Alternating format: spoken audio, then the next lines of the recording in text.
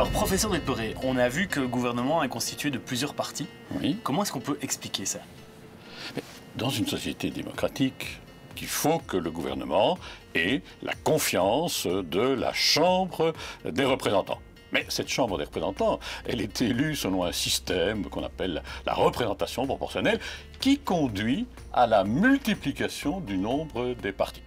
Il en faut plusieurs, 2, 3, 4, pour avoir une majorité viable. Zijn er eigenlijk bepaalde regels voor het samenstellen van een regering?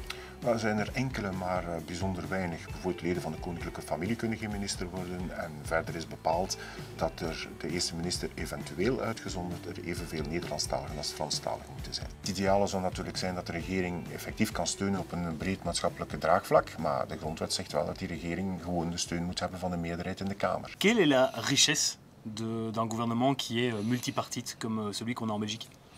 Ça oblige à se parler, à s'écouter, à discuter. Ça prend du temps, ce n'est pas toujours simple, mais c'est tout de même un exemple de dialogue démocratique. Wel, voor de grondwet te herzien moet er een 2/3 meerderheid zijn. Voor bijzondere wetten te herzien komt er nog bij dat er ook een meerderheid moet zijn in de Nederlandse en in de Franse taalgroep. Pas facile de créer un gouvernement en Belgique, hein? Un an et demi, lors des dernières crises. C'est un exemple qu'on cite dans tous les pays du monde. Mais ça prend du temps, c'est une difficulté. On essaye d'en faire un atout.